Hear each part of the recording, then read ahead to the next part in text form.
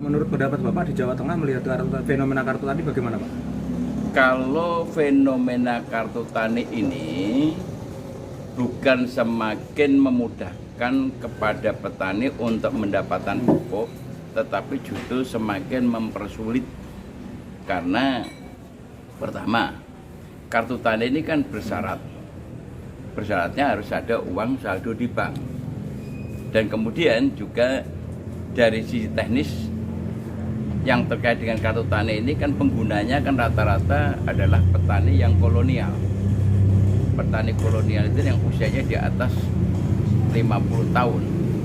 Dan kemudian teknis lainnya adalah ketika kartu tani itu dipegang oleh mereka yang punya hak menggunakan kartu tani atau petani-petani, tinggalnya kan di desa-desa. Nah, ini terpengaruh terhadap masalah sinyal dan sebagainya.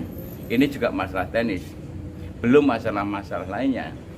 Nah, oleh karena itu, kalau kartu tani ini tetap diberlakukan, maka perlu ada evaluasi. Karena masyarakat itu sendiri kan masih banyak yang belum mengenal dengan penggunaan teknologi seperti itu, apalagi masyarakat itu tidak, ya yang sudah usia lanjut kan menghafalkan PIN aja susah.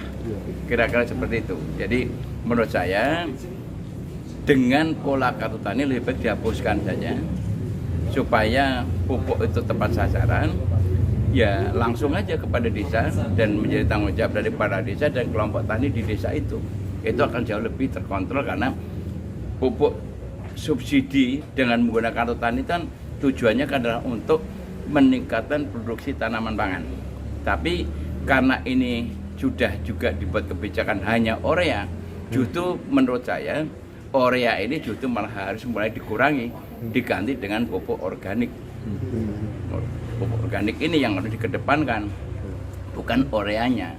Justru yang pupuk organik yang sekarang itu dibutuhkan untuk pemulihan lahan, pupuk organik ini dibutuhkan untuk memperbaiki unsur hara tanah supaya kesuburannya itu lebih bagus dan produknya lebih bagus, malah dihilangkan, dan kemudian ureanya yang justru merusak unsur hara tanah itu malah dipertahankan. Nah, oleh karena itu harus ada alternatif. Kalau tidak ada alternatif, ini saya khawatir petani ini menghadapi persoalan yang serius. Maka dari itu, karena di Blora ini adalah sebagai sentranya peternakan sapi, maka saya mengusulkan dan ingin buat gerakan penggunaan pupuk yang namanya pupuk tletong.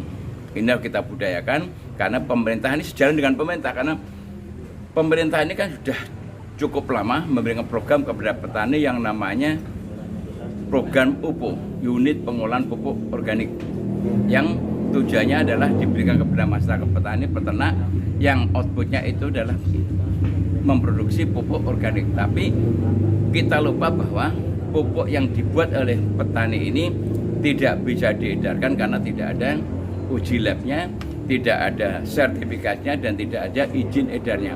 Ini yang harusnya pemerintah memberikan legalitas itu supaya kemudahan-kemudahan itu bisa didapat oleh masyarakat petani dan kelompoknya. Kesadaran masyarakat untuk mengubah pupuk anorganik ke organik udah ada Pak ya? Sudah ada kesadaran. Bahkan selama 3 hari ini saya di Blora, dari wilayah barat sampai hari ini di wilayah timur, justru kelompok petani itu sudah mengharapkan supaya organik ini bisa diberikan program tambahan. Sekarang udah mulai banyak yang mengajukan program sapi, program pupuk, karena mereka menyadari bahwa pupuk organik jauh lebih bagus daripada yang namanya pupuk kimia. Kalau yang menghambat sendiri Pak, setelah kemarin ke Blora itu, apa yang menghambat para petani itu nggak mau atau mungkin belum sepenuhnya beralih ke organik itu Pak? Enggak, sebetulnya petani itu sudah mulai ingin beralih ke situ. Hanya yang menjadi penghambatan kan ketika mereka sudah memproduksi pupuk, sudah ada value-nya, dan kemudian bisa dijual, itu nggak bisa dijual karena tidak ada izin tadi. Yang terjadi adalah ketika dia bikin merek tanpa izin, itu ditangkap karena dianggap pelanggaran. Nah, ini yang harus kita perjuangkan. Insya Allah sepulang saya ini saya bicara dengan kementerian. Untuk izinnya sendiri itu sebenarnya susah nggak sih Pak? Ya kalau ini untuk rakyat apa susahnya sih? Wong yang nama yang besar-besar aja ngurus izin bisa 1 hari selesai, 2 hari selesai.